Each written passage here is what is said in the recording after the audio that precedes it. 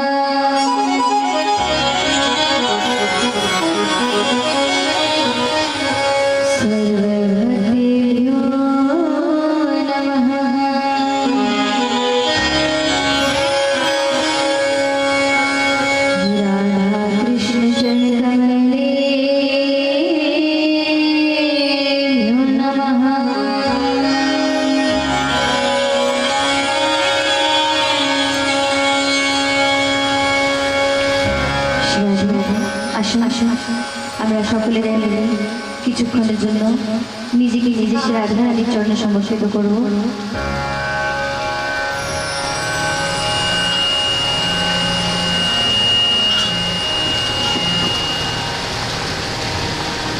जय जय राधा रमण हरि बोल।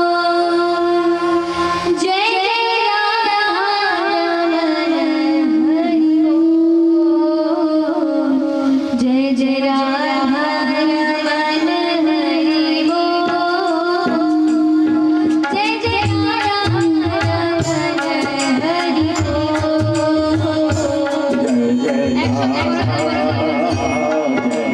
बोल।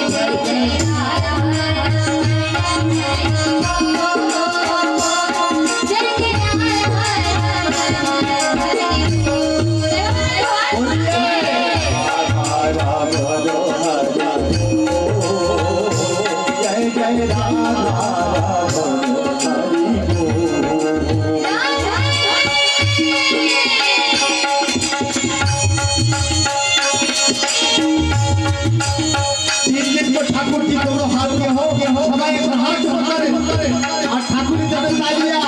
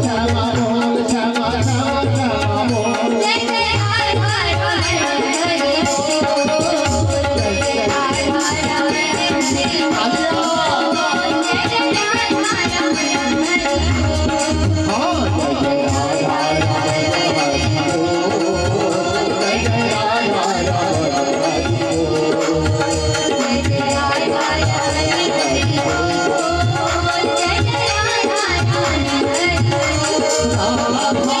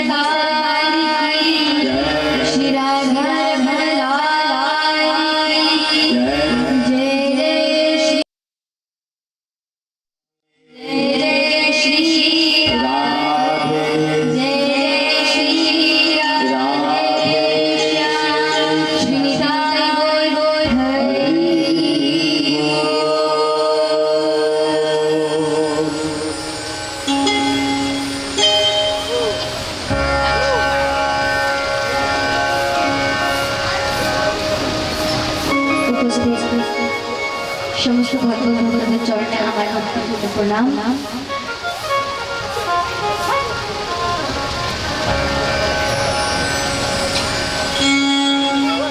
এদিকে ধ্যান।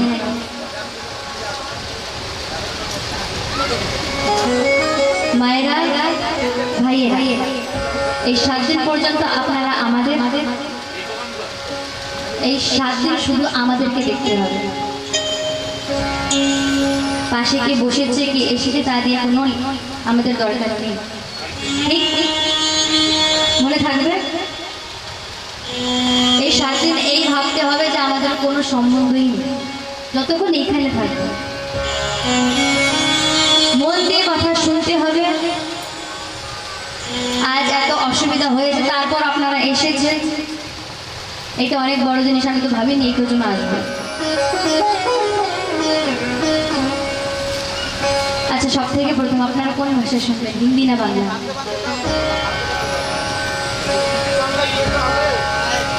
আচ্ছা, মিক্স করে শোনাতে হবে। আগে কোনটা,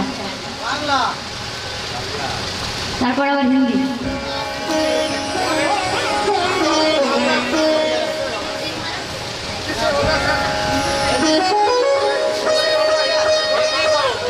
হিন্দি।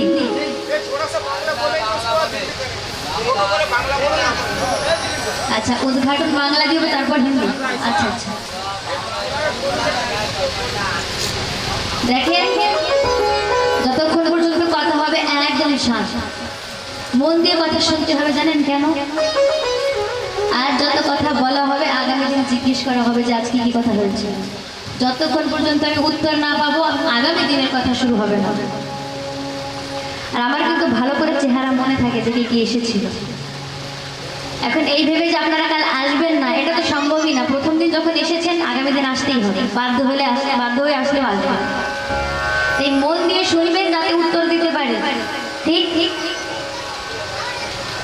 আর এমন না যে আমি একজনের কাছে জিজ্ঞেস করবো না, একদম এইভাবে জিজ্ঞেস করবো তা না, আমি কাউকে দাঁড়া করিয়ে শুনতে পারি। ভালো করে মন দিয়ে এক একটা কথা শুনতে হবে। আর যা যা কথা শোনানো হবে আগামী দিন ওর থেকে প্রশ্ন জিজ্ঞেস করা হবে। যতক্ষণ উত্তর না পাবো আগামী দিনের কথা আরম্ভ হবে না। জানেন কেন? কেন নাকি আমাদের একদম এই উদ্দেশ্য নেই যে 7 দিন কথা করে চলে যাব আর আপনাদের সঙ্গে সম্পর্ক নেই, এমন না।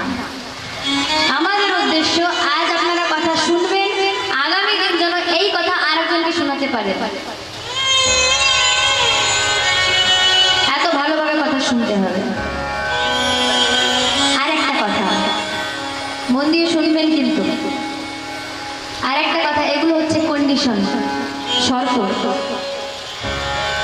আরেকটা কথা কি, দেখেন এই 7 দিন পর্যন্ত অনেক কথাই শোনানো হবে। আপনারাও জানেন ভাগবত অনেক বড় বিষয়, তাই না? এখন ভাগবতের প্রত্যেকটা কথা পালন করা আমাদের জন্য সম্ভব নয়, এটা সত্যি কথা, তাই না? প্রত্যেকটা কথা পালন করলে তাহলে তো আমরা মানুষ হলামই না, আমরা তো দেবতা তুল্য হয়ে যাব। তো প্রত্যেকটা কথা যে পালন করবো এটা সম্ভব না। তাই এই 7 দিন পর্যন্ত যত কথা এখান থেকে শোনানো হবে, এই সমস্ত কথার মধ্যে থেকে যে কোনো একটা কথা যা আপনাদের মনে হয় না আমি নিজের জীবনে পালন করতে পারবো, সেই কথাটা এখান থেকে গ্রহণ করতে হবে। আর নিজের জীবনের একটা অবগুণ এইখানে রেখে যেতে হবে। এইটা আপনাদের কাছে আমার অনুরোধ। আজ কথার প্রারম্ভ, তাই এই অনুরোধ আমি আপনাদের কাছে করছি, যে কোনো একটা ভালো কথা এখান থেকে নিয়ে যাবেন আর নিজের জীবনের যে কোনো একটা দোষ এখানে ছেড়ে যাবেন।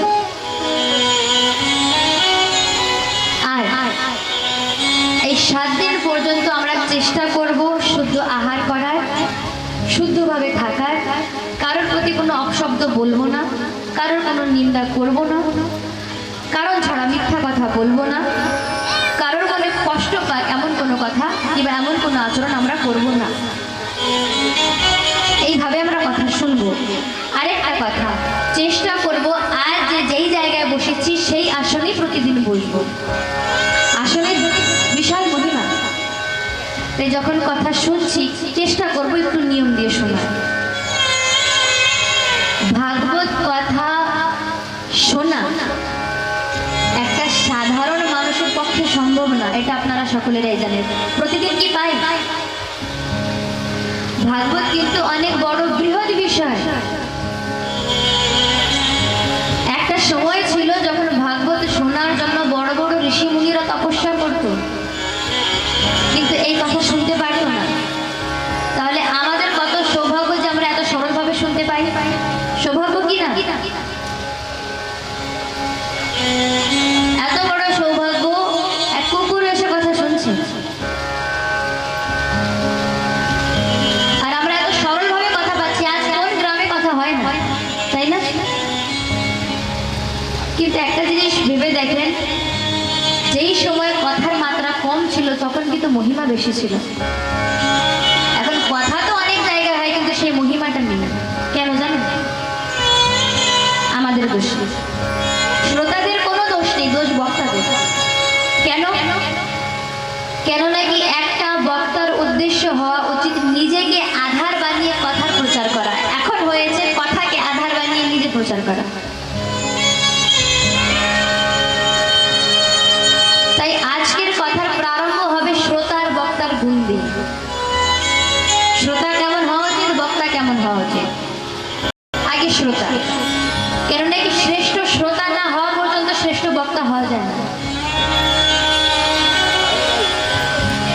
শ্রোতা কেমন? শ্রোতার এক বিশেষ গুণ বলা হয়েছে, নির্মৎসরাণাম সতাম। মানে মৎসর মানে মাৎসর্য। মত্তঃ অগ্রে সরতি ইতি মৎসরা। মাৎসর্য ভাব মানে অমুক আমার থেকে আগে চলে গেল, এই যে ভাবনা, একে বলে মাৎসর্য ভাব। কারোর প্রতিষ্ঠা দেখে মনে খুব যন্ত্রণা হওয়া, এইটা হচ্ছে মাৎসর্য। তাহলে যার মধ্যে মাৎসর্য নেই সে হচ্ছে শ্রেষ্ঠ শ্রোতা। মৎসর আর মচ্ছর একরকম শোনা যায় না? মচ্ছর মানে কি? মশা। বাইরে কামড়ায়, চাইলে সরিয়ে দিতে পারে, কিন্তু মাৎসর্য এমন যে ভিতর থেকে কামড়ায়, যাকে সরানো যায় না, খুব কষ্ট সরাতে। এই ধূপটা একটু সরিয়ে দেবে।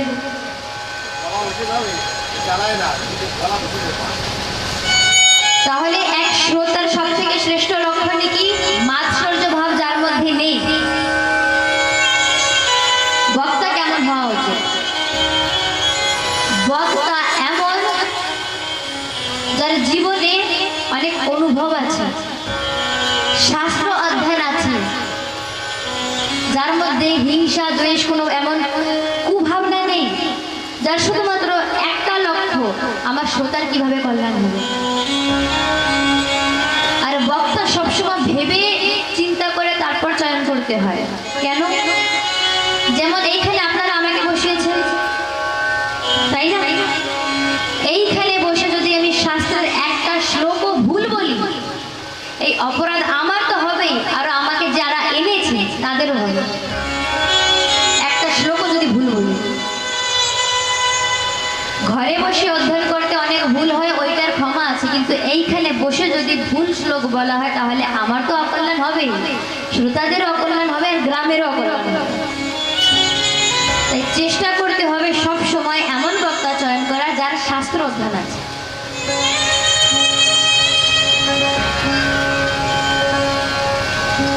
আর দেখেন,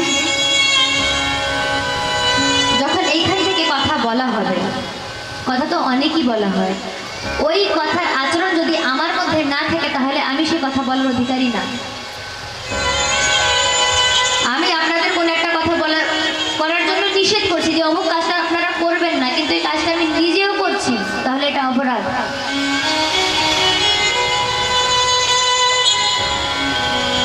তাই দেখেন, আজ থেকে 7 দিন পর্যন্ত আমরা এই সুন্দর কথা শ্রবণ পান করব। চেষ্টা করব যে প্রত্যেকটা কথা আমরা মন দিয়ে শুনবো, প্রত্যেকটা কথা আমাদের কি বলতে চাই, কিংবা জীবনে কোথায় আমরা এই কথাটা কাজে লাগাতে পারি, ওইটা ধ্যান দেব। আমাদের কিছু ভাইয়েরা বুঝতেই পারছে না, হিন্দিতে বলবো?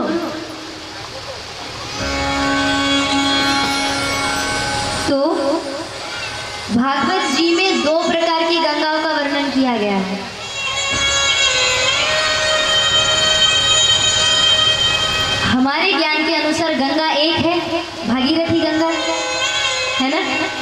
गंगा दो कहाँ से हो गई? शास्त्रों में गंगाएं हैं, एक है भागीरथी गंगा, एक है श्रीमद् भागवत कथा रूपी गंगा। दोनों ही गंगा श्रेष्ठ है, पर किसी की तो श्रेष्ठता अधिक होनी चाहिए। इन दोनों में श्रेष्ठ कौन है? तुलना कीजिए, श्रेष्ठ कौन है, भागीरथी गंगा या श्रीमद् भागवत रूपी गंगा? देखिए, वार्तालाप होते रहना चाहिए, वरना क्या होता है, अगर चुपचाप सुनेंगे तो निद्रा देवी आ जाएगी। इसलिए बातें होती रहनी चाहिए। हम कुछ पूछेंगे तो जवाब देना है, जो भी मन में आए। तो दोनों गंगाओं में श्रेष्ठ कौन है, भागीरथी गंगा या श्रीमद् भागवत रूपी गंगा? कौन? तुलना करना पड़ेगा ना, तब पता चलेगा। तो भागीरथी गंगा में स्नान करने के लिए उसके पास जाना पड़ेगा।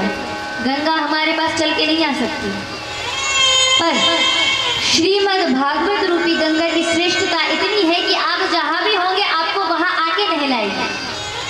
श्रेष्ठ कौन हुआ, भागीरथी गंगा या श्रीमद् भागवत रूपी गंगा?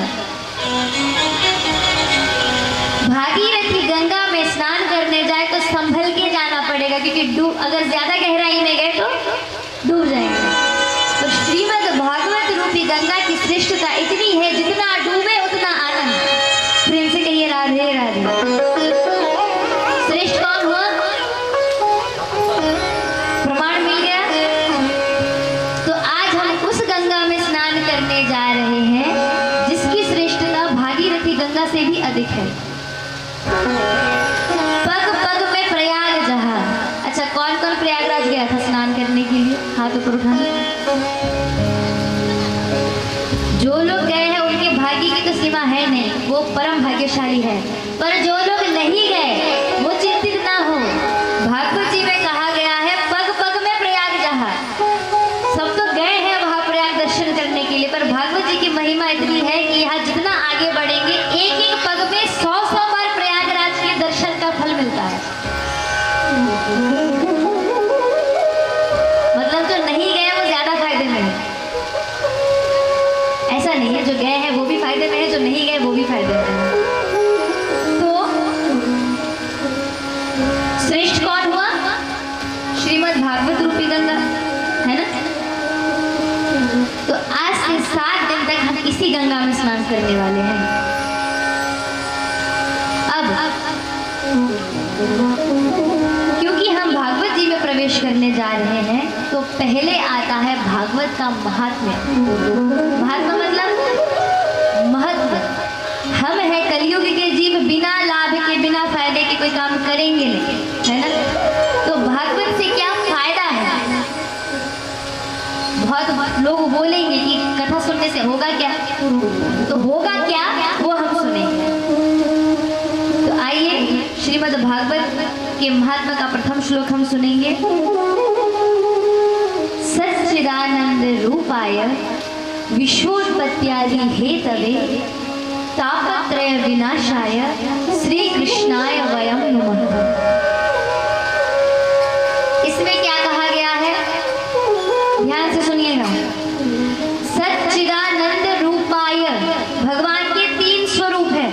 क्या क्या? सत, चित और आनंद। क्या क्या है? सत, चित और आनंद। याद रखना है, कल पूछा जाएगा। ये 3 स्वरूप है। अब ये क्या क्या है वो विस्तार में सुनेंगे। पहला क्या है? सत। सत माने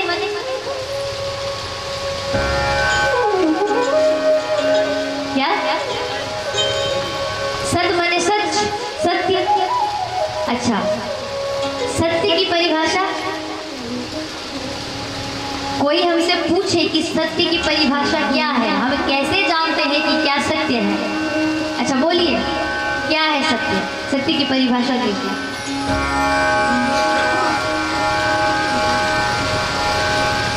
और कोई? सीधा सरल उत्तर, सत्य वो है जिसका कभी परिवर्तन नहीं होता। पहले जैसा था आज भी वैसा है, आगे भी वैसा ही रहेगा।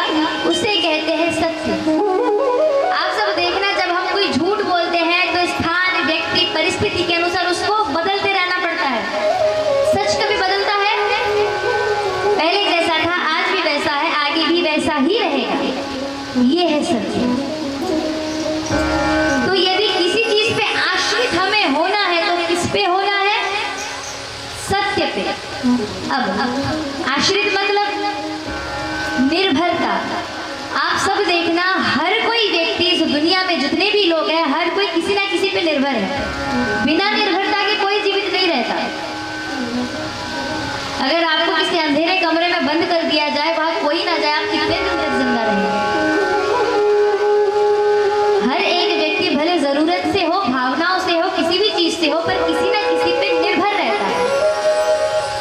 तो निर्भर किस पे रहना है? जो सच हो। सच का मतलब क्या है? जो बदले ना। हम किस पे निर्भर हैं? कभी सोचा है? हमारी निर्भरता सच पे है या झूठ पे? देखिए, अपने जीवन से समझिए। ये उदाहरण मैं देती हूँ। हर किसी के घर में छोटे छोटे बच्चे हैं, लगभग हर किसी के घर में। एक छोटे से बच्चे के सामने अगर बहुत सारे पैसे रख दिए जाए और एक तरफ बहुत सारे खिलौने रख दिए जाए, वो क्या उठाएगा? पैसा या खिलौना? खिलौना है ना? खिलौना उठाएगा ना? हम क्या उठाएंगे? एक छोटे बच्चे ने खिलौना उठाया, हमने क्या उठाया? पैसा। आश्रय बदला कि नहीं? एक बच्चा खिलौने पे निर्भर रहता है, हम किस पे हैं? पैसे पे। अब कोई वृद्ध व्यक्ति जिसके जीवन में बहुत दिन शेष नहीं है, कुछ समय शेष है, उसके सामने बहुत सारे पैसे रख दिए जाए और उसको बोला जाए कि या तो तुम ये पैसे रख लो या फिर तुम्हें कुछ समय पूरी तरह तुम्हारे परिवार के साथ दिया जाएगा।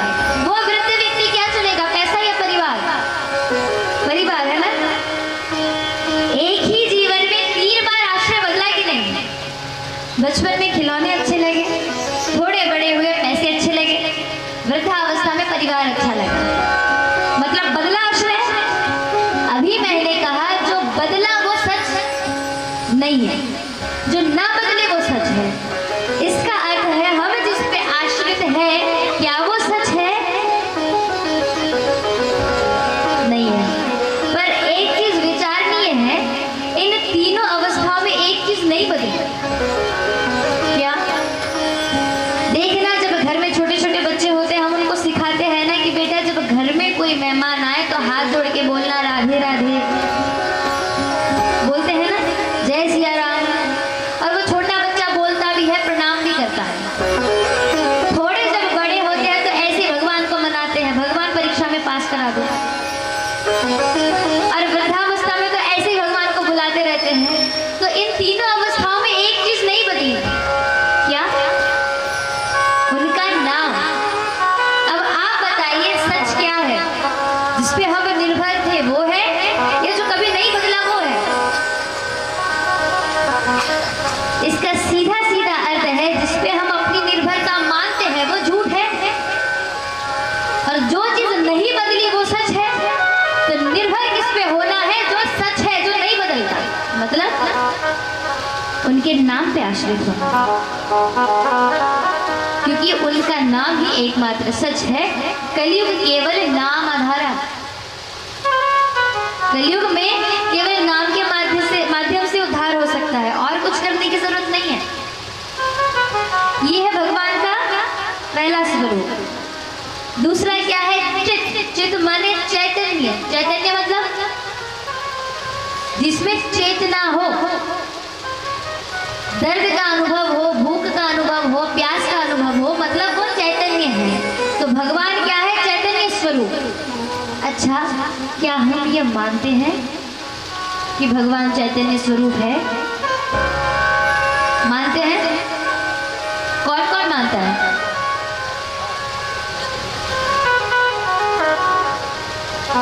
हमारे 1-2 भैया लोग ही बस हाथ उठा रहे हैं, बाकी सब नहीं मानते। श्री ठाकुर जी चैतन्य स्वरूप है, पर अगर ये विचार हमारे अंदर होता तो हम घर में सिर्फ चीनी चकोरी का भोग लगा के नहीं रख सकते थे। सुबह और शाम को ही सिर्फ भगवान के पास जाते हैं, एक अगरबत्ती लगाते हैं और चीनी का भोग धरा देते हैं। कभी सोचा है आजकल हर किसी को डायबिटीज क्यों होता है? क्यों नहीं होगा भाई? हर रोज अगर भगवान को शक्कर ही खिलाओगे तो आशीर्वाद में तो वही मिलेगा ना। अगर हम उन्हें चैतन्य स्वरूप मानते तो क्या उनके साथ ऐसा व्यवहार हम कर पाते? हम खुद भी ये सोचते कि सिर्फ चीनी के माध्यम से कोई कैसे रह सकता है। हम ये इसीलिए कर पाते हैं क्योंकि हम उन्हें चैतन्य स्वरूप मानते नहीं हैं। भगवान ने वृंदावन में जन्म क्यों लिया पता है? क्यों पखानजोर में नहीं ले सकते थे? वृंदावन में ही क्यों लिया? क्योंकि वहां भगवान आए और आके कहा कि मैं भगवान हूँ, मुझे प्रणाम करो। और वहां के लोगों ने क्या कहा? ए चुप हो जा, आयो बड़ो जल्दी मुंह धोवो आवे ना तो पे। मतलब वृंदावन में सब कहते थे कि चुप हो जा, ज्यादा बके मत, मुंह धोना आता नहीं है तुझे, आया बड़ा जय जय, आया बड़ा भगवान, तू तो हमारा है, तू कोई भगवान भगवान नहीं है, तू तो हमारा है। ये जो है कि तू हमारा है, ये सुनने के लिए ही भगवान वृंदावन में आए थे। यहाँ इसलिए नहीं आते क्योंकि भगवान एक चीज से बहुत डरते हैं, पता है क्या? हम सुनते हैं ना कि भगवान ने माटी खाई और ये दृश्य भगवान ने मैया यशोदा को दिखाया था और फिर तुरंत मैया यशोदा को सब भुला दिया।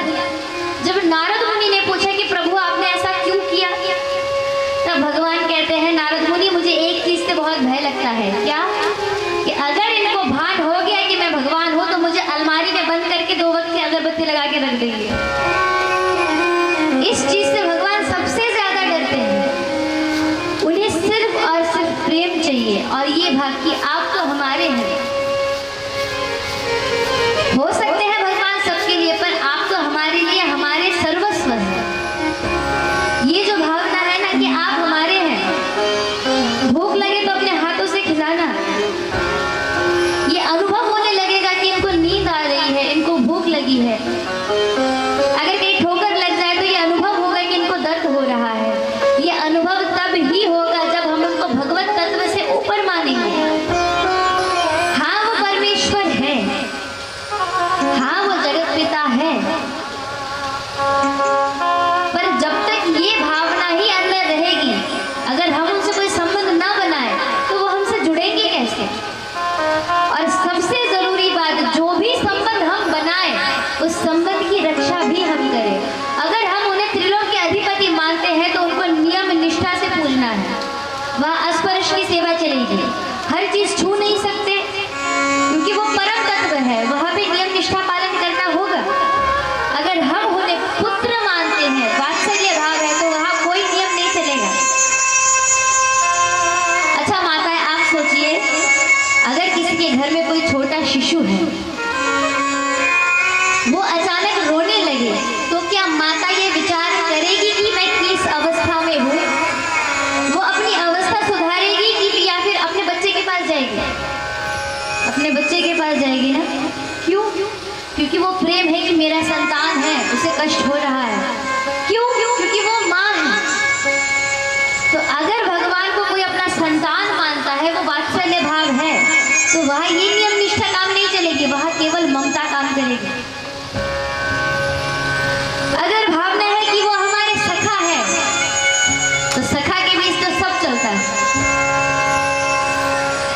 एक भक्त है, नाम भोंदू। भोंदू मैंने समझते हैं बेवकूफ, हम बोलते हैं ना आए बड़ा भोंदू है, तो उसका नाम ही था भोंदू। भोंदू ऐसा मतलब सीधा सरल, ऐसा कि अगर उसको चंद्रमा दिखा के कहे कि ये सूरज है तो वो भी मान लेगा कि हाँ वो सूरज है। इतना भोला भाला। तो प्रतिदिन ध्यान से सुनिएगा, बहुत सुंदर कथा है। प्रतिदिन जिस आश्रम में भोंदू रहता था, उस आश्रम में उस आश्रम के स्वामी जी प्रतिदिन कथा सुनाते थे और प्रतिदिन भोंदू सबसे पीछे बैठता था, सामने नहीं। तो एक दिन कथा सुनाते सुनाते कहा कि हमारे जो नंद नंदन है, जो यशोदा नंदन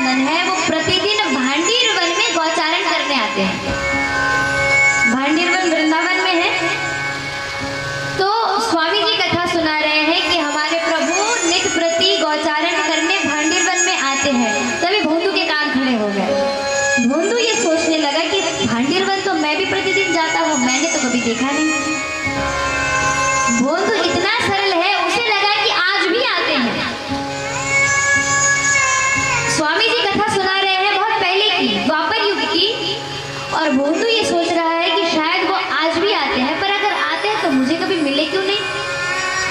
भोंदू मन ही मन सोचने लगा, आज जाके ढूंढूंगा। आज पहली बार भोंदू ने खड़े होकर गुरुदेव से प्रश्न किया, गुरुदेव आपके नंदनंदन दिखते कैसे हैं? कोई स्वरूप तो होगा। तो गुरुदेव ने स्वरूप बताया कि सहस्त्र गांव के मध्य में, गैयाओं के मध्य में भगवान चलते चलते आते हैं, गायों के गले में गलबैया डालकर सुंदर वंशी वादन करते हुए मटकते मटकते चलते हैं। और हमारे प्रभु जी सीधे नहीं चलते। कृष्ण बोलिए तो जीभ टेढ़ी हो जाती है, खड़े भी होते हैं तो टेढ़े। देखिए राम कितना सीधा सरल नाम है, खड़े भी होते हैं बिल्कुल सीधे से, स्वभाव भी है कितना सीधा। कृष्ण बोलो तो जीभ टेढ़ा करना पड़ता है, खड़े भी होते तो सर कहीं, कमर कहीं, पैर कहीं। पर कहते हैं ना, टेढ़ी चीज किसी चीज में घुसती बहुत मुश्किल से है, और अगर घुस जाए तो निकलती नहीं है। तो ये महिमा है। चलते भी है कैसे, उछल उछल के, मतलब सीधे नहीं चलेंगे। ये वर्णन जब किया स्वामी जी ने, तो भोंदू ने कहा कि आज जाके मैं ढूंढूंगा। अगले दिन गया भोंदू और जाके हर जगह ढूंढने लगा कि ये नंदनंदन है कहाँ। कभी पेड़ के पीछे देखे, कभी लताओं के पीछे देखे, पर मिले नहीं। फिर अकेले सोचने लगा, गुरुदेव ने तो कहा था कि यहाँ आता है, मतलब आता है, शायद मुझे मिल नहीं रहा। एक पेड़ के नीचे बैठा बैठा विचार करने लगा कि कहीं मेरे ढूंढने में कोई कमी तो नहीं है, कहीं मुझसे ढूंढने में कोई भूल तो नहीं हुई। इतना सोचते सोचते जो ही नजरें ऊपर उठाई तो क्या देखा, सहस्रों गैयाओं के बीच में वही नंदनंदन जिनका स्वरूप वर्णन स्वामी जी ने किया था, वो मटकते हुए आ रहे हैं। सहस्रों गाय हैं और सबके सींगों का अग्रभाग सोने से मड़ा हुआ है, सोने के आभूषण लगे हैं गायों के सींग में, और सुंदर नाचते नाचते आ रहे हैं। भोंदू का मुंह खुला का खुला रह गया। अब जो ही आए हमारे ठाकुर जी, आके झट से एक तमाचा लगा दिया भोंदू के गाल पे और कहा, अरे कैसा है तू? भोंदू ने गाल पे हाथ रख के कहा, तुम नंदनंदन हो? फिर दूसरा तमाचा लगा दिया भगवान ने भोंदू के दूसरे गाल पे, दोनों गाल पे हाथ रख के कहा, तुम यशोदानंदन हो? ठाकुर जी कहने लगे, दारी के तुम बुला किसको रहा था फिर अब तक? इतनी देर तक किसको ढूंढ रहा था? भोंदू कहे, अच्छा तो तुम ही हो, अच्छा तुम यहाँ रोज आते हो? ठाकुर जी कहे, हाँ मैं रोज आता हूँ। भोंदू कहे, तो फिर कभी दिखे क्यों नहीं? ठाकुर जी कहे, आज तक कभी ढूंढा? आज तुमने ढूंढा तो मैं मिल गया, अब तक तुमने ढूंढा ही नहीं इसलिए मैं मिला नहीं। अच्छा ये सब छोड़, मुझे बड़ी भूख लगी है, तेरे पास खाने को क्या है? ठाकुर जी पूछ रहे हैं भोंदू से। भोंदू कहे, देखो मेरे पास 2 सूखी रोटी और गुड़ है, खाओगे? बोले निकालो। और सुन, ठाकुर जी कह रहे हैं भोंदू से, और सुन, आज से तू मेरा मित्र है और परम मित्र है, भूलियो मत। चल निकाल जो है तेरे पास। भोंदू ने सुंदर निकाल के रख दिया। एक रोटी ठाकुर जी को दी, दूसरी खुद ने रख ली। थोड़ा गुड़ ठाकुर जी को दिया, थोड़ा गुड़ खुद रख लिया। अब रोटी के बीच में गुड़ रखे, फिर गोल गोल गोल गोल घुमा के ठाकुर जी खाने लगे। और भोंदू हाँ करके देख रहा है उनके मुख की तरफ। देखते देखते ठाकुर जी खा गए। भोंदू की तरफ देख के कहा, ए तुझे नहीं खाना तो दे तेरा वाला मुझे। भोंदू छुपा के गए, क्यों? मुझे भी तो भूख लगी है, मैं क्यों दूं? ठाकुर जी के, अच्छा फिर आधा आधा कर ले। भोंदू ने अपने रोटी के 2 टुकड़े किए, आधा ठाकुर जी को दिया, आधा खुद ने रख लिया। दोनों ने खाया। अब ठाकुर जी कहे, देख मित्र, मुझे भूख बड़ी तेज लगती है, तो कल से ना ज्यादा करके भोजन लेके आना, इतने में मेरा पेट नहीं भरता। भोंदू कहे, ठीक है मित्र। चला गया भोंदू आश्रम, जाके रसोई घर में जाके पूरा सामान एकत्रित करने लगा, जितने भी हैं रसोई में। ये दृश्य एक शिष्य ने देखा, भागते हुए गए गुरुदेव के पास, जाके कहा, गुरुदेव आपको पता है हमारा जो भोंदू है ना, वो रसोई से सारी सामग्री एकत्रित कर रहा है। गुरुदेव कहे, अच्छा चल चल देखते हैं क्या करता है। गुरुदेव गए और जाके भोंदू से पूछा, भोंदू क्या कर रहा है? भोंदू कहे, गुरुदेव आपने जिसके बारे में कहा था ना, वो मुझे कल मिले और आपके ठाकुर जी को ना बड़ी भूख लगती है, तो मैं वाकेताई भोजन एकत्रित करके ले जा रहा हूँ। अब गुरुदेव ये विचार करने लगे कि भोंदू इतना भोला भाला है कि कुछ भी करे पर झूठ नहीं बोल सकता। एक सरल व्यक्ति कभी झूठा नहीं हो सकता। जो ही भोंदू ने कहा कि जिसका वर्णन आपने कल किया था वो मुझे भांडीर वन में मिले, तो ही गुरुदेव के नेत्र सजल हो गए। गुरुदेव कहने लगे, भोंदू पुत्र आज भी जा रहा है ना, अगर वो मिले तो उन्हें आश्रम तक लेके आना। अब भोंदू हमारा इतना सीधा साधा खुश हो गया। भोंदू को लग रहा है कि सबको भगवान मिलते हैं, बस मुझे ही देरी से मिले। और भोंदू को ये लगा कि गुरुदेव चाहते तो किसी को भी बोल सकते थे, मुझे बोला है मतलब मैं कितना भाग्यशाली हूँ, मतलब कितनी सरलता। भोंदू कहे, गुरुदेव मैं आपको वचन देता हूँ कि मैं आपके ठाकुर जी को लेके आऊंगा। अब तो भोंदू गया वन में, थोड़ी देर बैठा रहने के बाद ठाकुर जी आ गए। आके फिर एक धक्का दिया, और कैसे हो? भोंदू कहे, हम तो ठीक है। ठाकुर जी कहे, लाए हो जो लाने को कहा था? भोंदू कहे, हाँ जी लाए हैं। अच्छा निकालो फिर। अब भोंदू ने सब कुछ सामने सुंदर सजा के रख दिया और ठाकुर जी पा रहे हैं बड़े चाव से। अब इतने में भोंदू कहे, अच्छा सुनो ना। ठाकुर जी कहे, हाँ बोल। भोंदू हिचकिचा के कहे, तुमसे एक काम है। क्या काम? कहा, मित्र तुम मेरे पक्के मित्र हो ना? ठाकुर जी कहे, हाँ हो। भोंदू कहे, पक्की बात? हाँ हो। भोंदू कहे, तो अगर मेरे पक्के मित्र हो तो मेरे गुरुदेव ने कहा कि वो आपसे मिलना चाहते हैं, चलो ना मेरे साथ।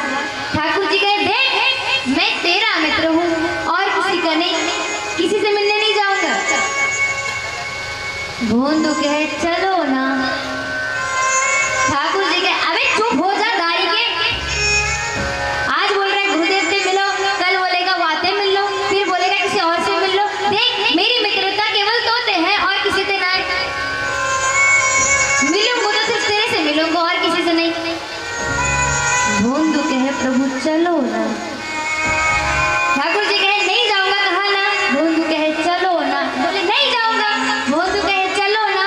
अब तो ठाकुर जी ने बोल दिया, नहीं जाऊंगा, नहीं जाऊंगा, नहीं जाऊंगा। 3 बार कह दिया। भोंदू कहे, नहीं जाओगे? कहा नहीं नहीं। पक्की बात? हाँ पक्की बात। फिर निकालो ये रोटी, ये मेरे गुरुदेव की है। और हाँ कल जो खाया था ना उसको भी लेके आना, वो भी मेरे गुरुदेव की थी। और सुन लो, अगर मेरे गुरुदेव से नहीं मिलना ना तो जाओ, मुझे भी तुम नहीं चाहिए। बड़े आए गुरुदेव से नहीं मिलेंगे, और तो 3 बार बोल दिया नहीं मिलूंगा, नहीं मिलूंगा, नहीं मिलूंगा। जाओ, मुझे भी नहीं चाहिए। आज से तुम्हारी मेरी दोस्ती खत्म। और सुन लो, कल से दिख मत जाइयो यहाँ पे, ये मेरा वन है। अगर कल से दिख गए ना तो तुम्हारी सारी गाय को लेके मैं चला जाऊंगा, फिर रोते हुए अपनी मैया के पास ना जाना। कल से वन में दिखना मत, ये मेरा वन है। ठाकुर जी कह रहे, भोंदू तू तो क्रोध कर रहा है। भोंदू कहे, कहा ना मेरे से बात मत करना, तुमसे मेरी कोई दोस्ती नहीं है। ठाकुर जी कह रहे, भोंदू सुन तो, कहा ना मुझसे बात मत करो, मेरी से तुम्हारी आज से कोई दुश्मनी नहीं है। बड़े आए गुरुदेव के पास नहीं जाएंगे, नहीं चाहिए मुझे भी। ये कह के भोंदू चलने लगा। ठाकुर जी सोच रहे हैं कि अभी वापस आएगा, अभी वापस आएगा। जब तक भोंदू जाते हुए दिखा तब तक तो ठाकुर जी ने देखा। जो ही भोंदू मुड़ गया और दिखा नहीं, अब तो ठाकुर जी विचलित हो गए। भागे पीछे से भोंदू भोंदू कहकर उछल के भोंदू के कंधे पे बैठ गए। कहा, चल कहाँ लेके जाएगा, किस किस से मिलाएगा, चल सब हर जगह चलूंगा, पर तू मुझे छोड़ के मत जा। तुझे कहाँ कहाँ लेके जाना है, मैं हर जगह जाने को तैयार हूँ, बस तू मुझे छोड़ के मत जा। अब तो भोंदू ने सुंदर पकड़ लिया ठाकुर जी को, कहे चलो फिर।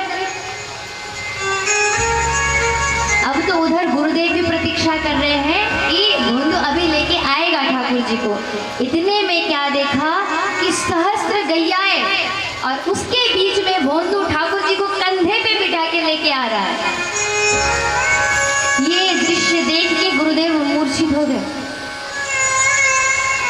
जो ही मूर्छित हुए, भोंदू ने दूर से देखा कि गुरुदेव मूर्छित हो गए। ठाकुर जी को कांधे से उतर के पटका और कहे, गुरुदेव मैं आ रहा हूं। अब भागते हुए गए गुरुदेव के पास, गुरुदेव को उठाया, कहे आप ठीक हो? अब गुरुदेव भगवान जी के पास क्या जाए, भोंदू के चरण पकड़ लिए, कहा धन्य है तू, जो चीज मैं अपने ज्ञान से भक्ति से ना कर पाया उस चीज को तूने अपनी सरलता से कर दिया। ये होता है सरल भक्त की महिमा। अगर कोई श्री ठाकुर जी को चैतन्य स्वरूप माने तो ठाकुर जी निराकार स्वरूप से साकार होने पर भी संकोच नहीं करते। यह है भगवान की महिमा। इसलिए हमने कहा कि हमारे भगवान चैतन्य स्वरूप है। ये हुआ भगवान का दो स्वरूप। तीसरा क्या है? आनंद स्वरूप।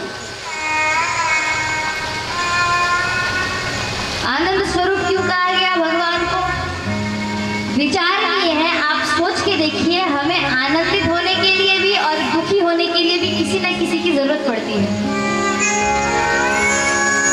किसी ने आके हमारी तारीफ कर दी, हम तुरंत खुश हो जाते हैं। किसी ने आके हमारी निंदा कर दी, हम रोने लगते हैं, है ना? अभी अगर कोई माता बहुत सुंदर सज धज के आए, सब मिलके बहुत तारीफ करेंगे, आज आप बड़ी सुंदर लग रही हो। कोई एक बस बोलेगा कि आज आप अच्छी नहीं लग रही, वो माता तुरंत घर जाएगी और जाके आईने में खुद को 10 बार देखेगी और 10 लोगों से पूछेगी।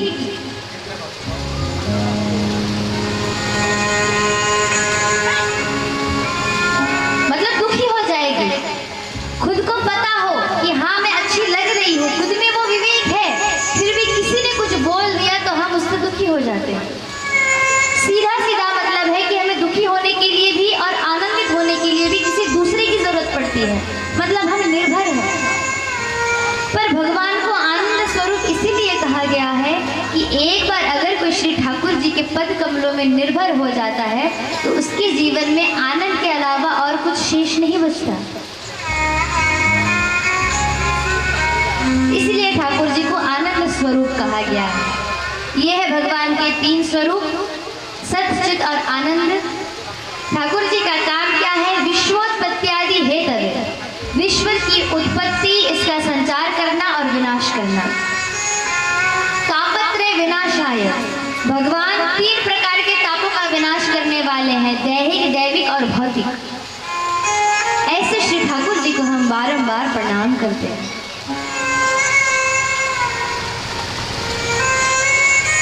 इसके बाद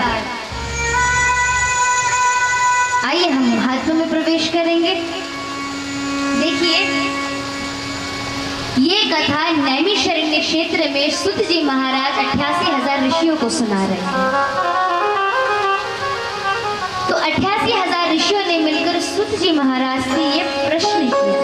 क्या कहा?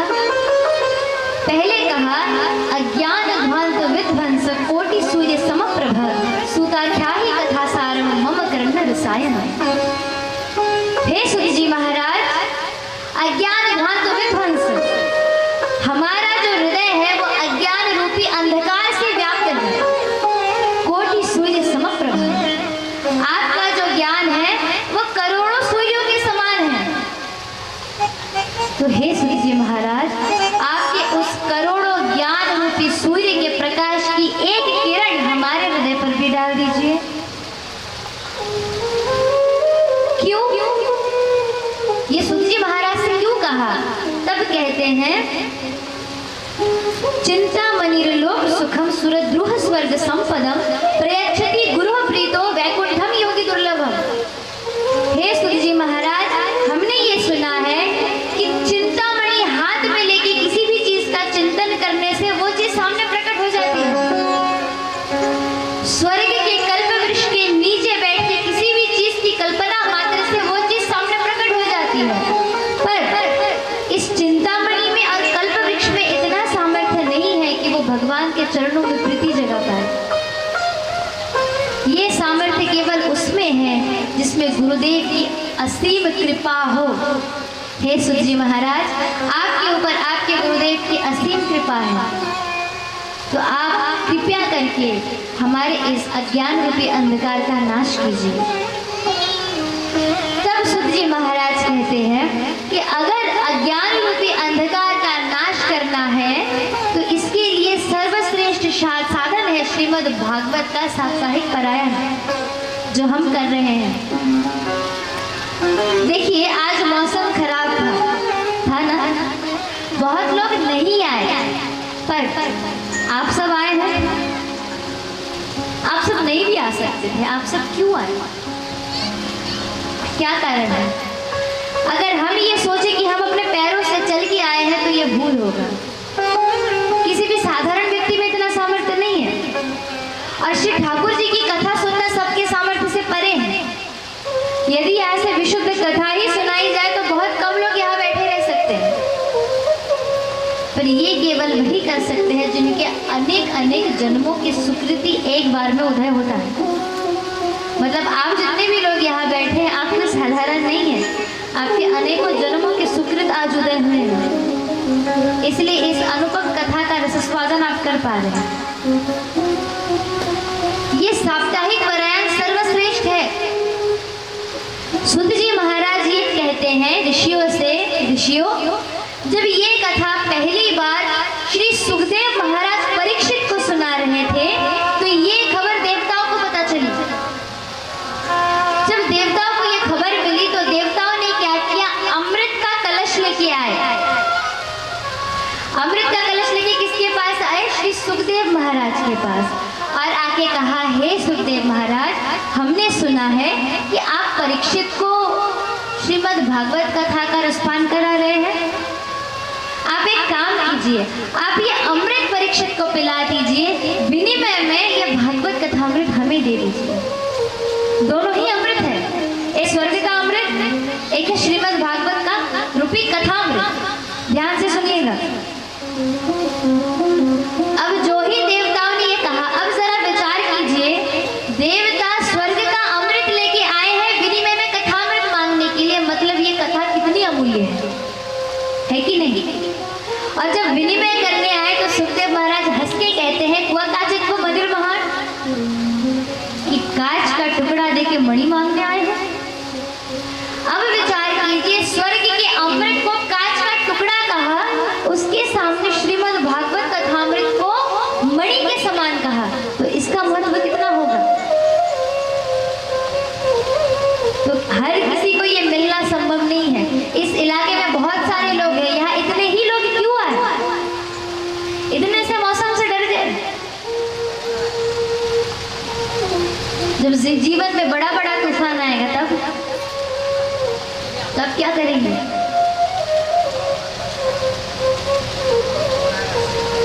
जब विनिमय करने आए तो सुखदेव महाराज हंस के कहते हैं, कांच दे के मणि मांगने आए हो? देखिए, तुलना करते हैं यहाँ पे भी, कौन श्रेष्ठ है, स्वर्ग का अमृत या कथामृत?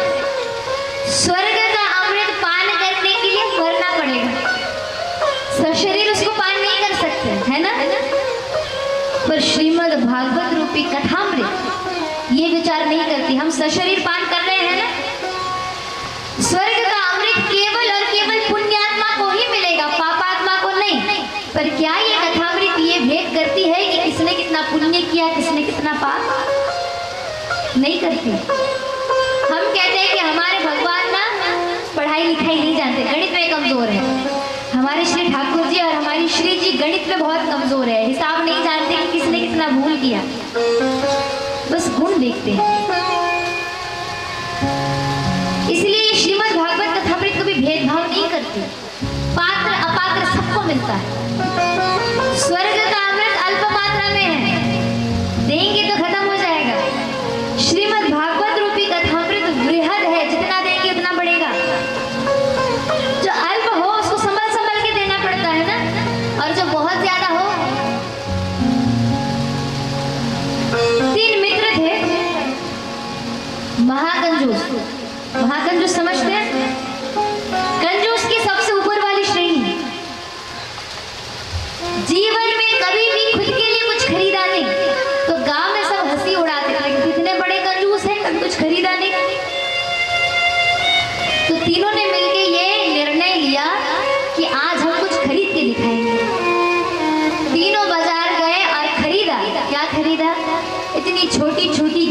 डिबिया खरीदी। इतनी सी। अब तीनों एक जगह जमा हुए और कहा आज से 15 दिन बाद हम यहाँ पे मिलेंगे, देखेंगे कि किसका घी पहले समाप्त हुआ। 15 दिन बीत गए। 15 दिन बाद जब तीनों एकत्रित हुए तो किसी ने किसी से ये नहीं पूछा कि मित्र कैसे हो, पहले ही पूछा बताओ किसका घी कितना खत्म हुआ। कंजूस है ना। अब एक मित्र कहता है क्या कि देखो मेरा अभी भी आधा शीशी शेष है। बाकी दो मित्र कहते हैं कैसे? तो कहा कि जब मेरे घर में रोटी बनके तैयार होती है तो मैं एक के ऊपर एक रखता हूँ, ऊपर वाली रोटी को और नीचे वाली रोटी में घी लगा लेता हूँ, बीच में सभी घी लगी हुई सोच लेता हूँ। दूसरा मित्र कहने लगा तुम लोगों से ना हो पाएगा, इतने खर्चीले हो गए। मेरा तो अभी भी बस इतना सा शेष हुआ होगा, लगभग भरा हुआ है। अच्छा कैसे? तब वो कहता है कि मेरे घर में जब रोटी बन के तैयार होती है, एक के ऊपर मैं एक रखता हूँ, एक इतनी सी लकड़ी का टुकड़ा मैं घी की शीशी में डुबो देता हूँ, उसको निकालता हूँ और रोटी में चुबो देता हूँ। सब में थोड़ा थोड़ा लग गया। तीसरा मित्र कहने लगा ना, तुम लोगों से ना हो पाएगा, मेरा जैसा था वैसा ही है। अच्छा कैसे?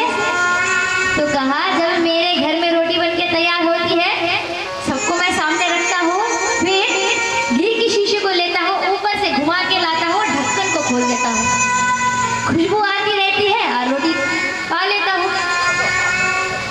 प्रेम से कहिए राधे राधे। तात्पर्य क्या है? जो चीज अल्प मात्रा में हो उसको खर्च करने में भी कंजूसी हम करते हैं। अब विचार कीजिए कि किसी के घर में पूजा है, पूजा के दिन बहुत सारे प्रसाद बनाए गए और अचानक बहुत बारिश हो गई, कोई नहीं आ पाया।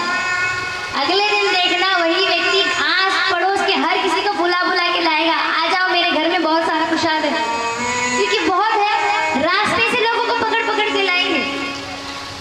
पर जो चीज अल्प मात्रा में हो उसको विचार करके ही तो देंगे। अमृत विचार करके देने योग्य चीज है, पर कथामृत जितना देंगे उतना बढ़ेगा। इसकी कोई सीमा नहीं है, इतनी महिमा है। श्रेष्ठ कौन हुआ अब आप बताइए, स्वर्ग का अमृत या भागवत रूपी कथामृत? अब जो ही ऐसा कहा तो ऋषियों ने प्रश्न किया, अरे अगर ये कथा इतनी श्रेष्ठ है तो इतनी झटपट क्यों सुनाई? ये 7 दिन का नियम कहाँ से आया? तब कहते हैं ये नियम प्रारंभ हुआ शौनकादि ऋषियों ने नारद मुनि को सुनाया। तब कहा कि विस्तार में बताइए। तब कहते हैं कि एक बार, ध्यान से सुनिएगा, एक बार बद्रीनाथ धाम में 4 भाई सनक, सनंदन, सनातन, सनत कुमार, इन चारों को एक साथ कहते हैं सनकादि ऋषि। ये चारों भाई सत्संग की इस इच्छा से विचरण कर रहे थे। जो भक्त होता है उसको व्यर्थ की बातें अच्छी नहीं लगती, उसको सत्संग अच्छा लगता है। तो चारों भाई सत्संग की इच्छा से घूम रहे थे कि कहाँ थोड़ा सत्संग मिले। इतने में देखा कि दूर से नारद मुनि चल के आ रहे हैं। उनको देख के प्रश्न किया, नारद मुनि आप आए, हमें बड़ी प्रसन्नता हुई, पर आप इतने उदास क्यों हैं? नारद मुनि उदास थे।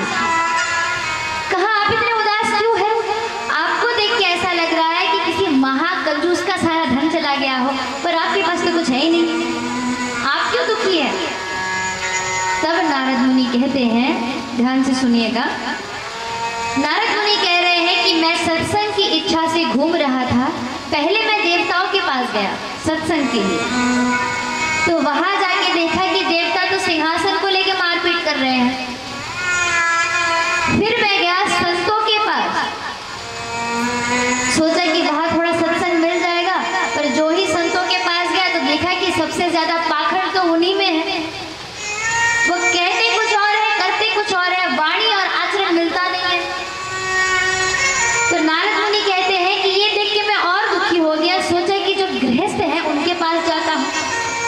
तो नारद मुनि गए गृहस्थों के पास, वहां जाके देखा कि माता पिता का सम्मान नहीं है, गृहस्थों की हालत तो और ज्यादा खराब है। ये देख के नारद मुनि दुखी हो गए। तुरंत मन में ये ख्याल आया कि कहीं भी सत्संग ना मिले, पर जहाँ भगवान का जन्म स्थान है वृंदावन, वहाँ तो सत्संग मिलेगा ही।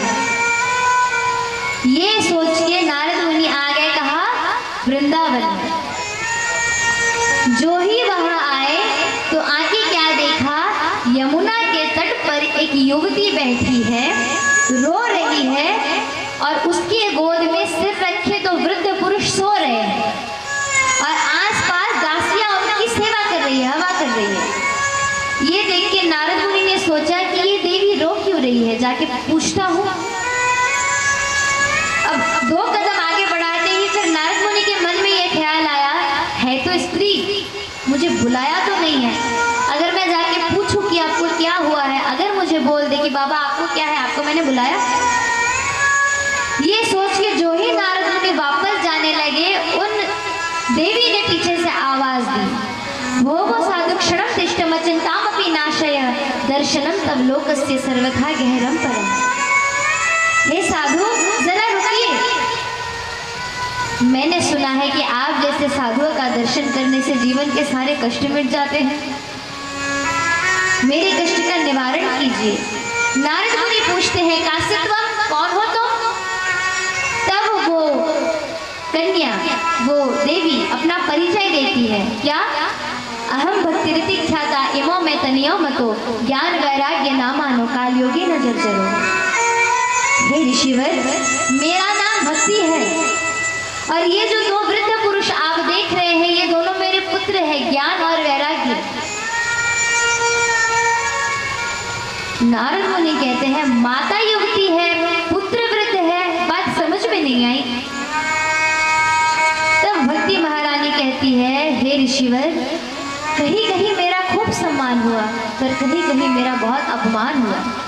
मैंने सोचा कि विदेश को चली जाऊं, पर तब मन में ख्याल आया कि भगवान का जहाँ जन्म स्थान है वहाँ जरा दर्शन करके आती हूँ। तो जो ही मैं वृंदावन आई, मैं तो नवयौवना हो गई, पर मेरे जो 2 पुत्र हैं वो वृद्धावस्था में पड़े हैं, मैं बहुत दुखी हूँ। ध्यान से सुनिएगा, भक्ति ये सारी चीजें कह रही है नारद मुनि को। भक्ति कौन है? माता। 2 पुत्र कौन है? ज्ञान और वैराग्य। भक्ति दुखी है क्योंकि दोनों पुत्र मूर्छित है। कथा का तात्पर्य क्या है? ज्ञान और वैराग्य यदि जीवन में ना हो तो भक्ति कभी पूर्ण नहीं हो सकती। ज्ञान किस चीज का? कि मुझे अपने आप को कैसे श्री ठाकुर जी के चरणों में समर्पित करना है। और वैराग्य किस चीज का? कि इस संसार में हम हैं, पर केवल कर्तव्य रूप में यहाँ रहना है, और हमारा वास्तविक अर्थ तो यहाँ से ऊपर रहने में है। संसार में रह के संसार में आसक्त ना होना ही वैराग्य है। हम ये नहीं कह रहे हैं कि सब कुछ त्याग करके आप सब बाबा जी बन जाए, सन्यासी बन जाए, ऐसा नहीं है। संसार में रहना है कि श्री ठाकुर जी ने कर्तव्य को देके हमें यहाँ भेजा है, पर कर्तव्य रूप में ही उसको देखना है, अपना सर्वस्व मान के नहीं।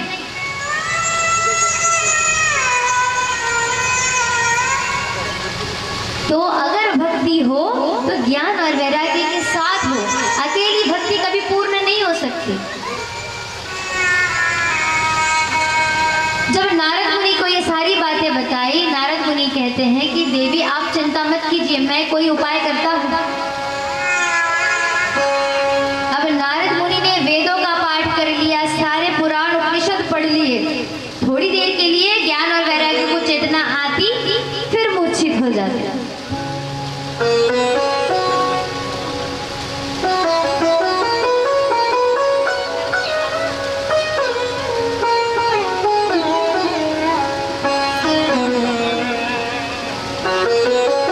ज्ञान और वैराग्य थोड़ी देर के लिए उनको चेतना आती, फिर तुरंत मूर्छित हो जाते। नारद मुनि का परिश्रम देख के देव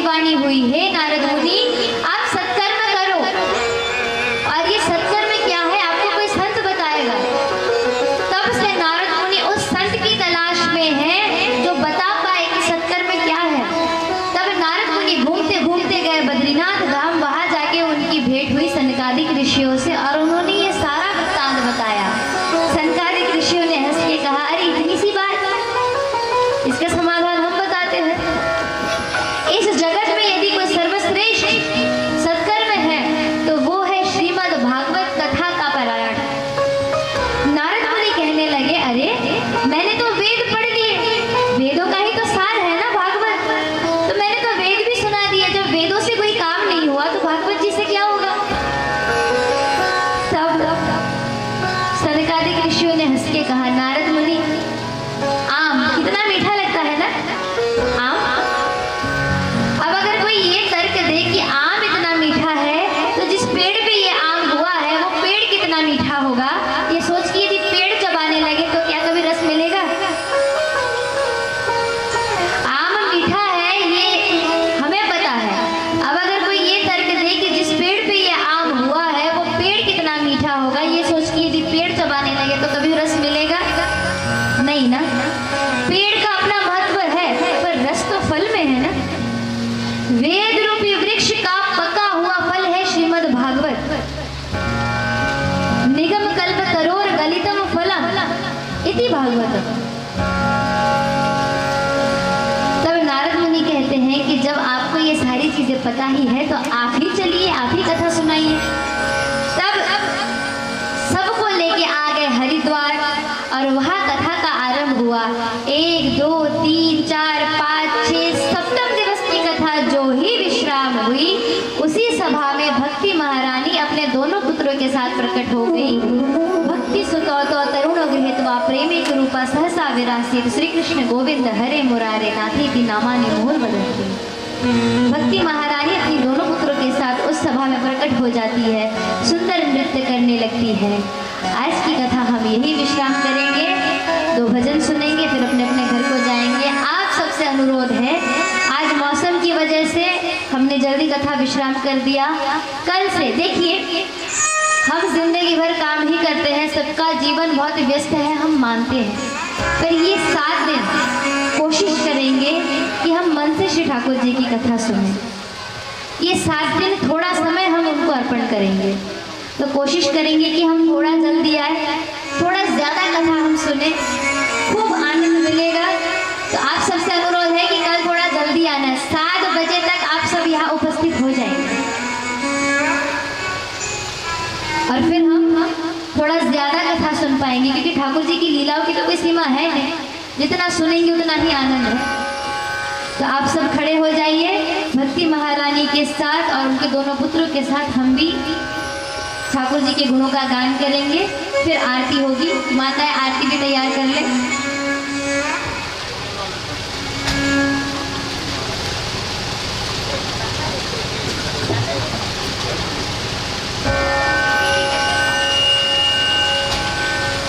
सभी भक्त अपने अपने स्थान पे खड़े हो जाए।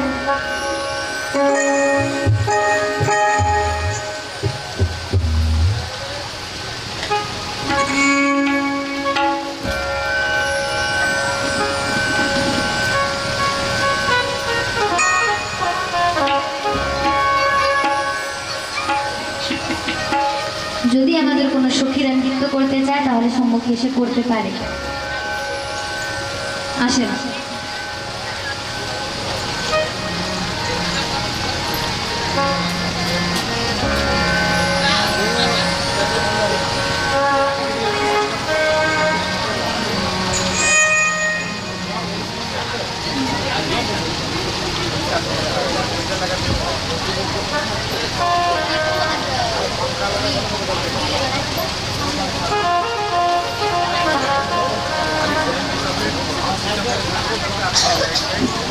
श्राद्ध দেখেন ঠাকুরের কথায় করতাল বাজাতে হয়, 2 হাত তুলে নৃত্য করতে হয়। শ্রী চৈতন্য মহাপ্রভু কিন্তু এই আমাকে শিখিয়ে গেছে, তাই না? তাই 2 হাত তুলবো আর একসঙ্গে নৃত্য করবো রাধা নামের সঙ্গে। যমুনাতে যাই গো রাধে নুপুর পরে পায়, অষ্টসখী গিয়ে আমার রাধাকে নাচায়। যমুনাতে যাই গো রাধে নুপুর পরে পায়, অষ্টসখী গিয়ে আমার রাধাকে নাচায়। ও রাধে ও রাধে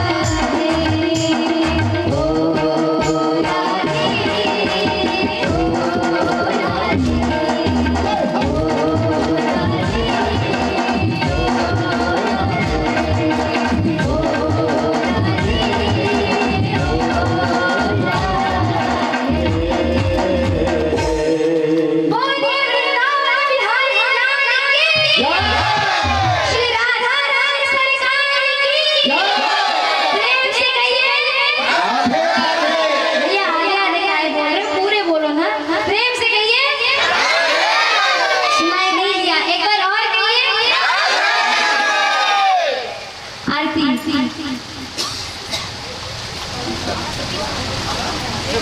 আবার করো তোমরা বোম্বা। এবার আর দুজন যাও।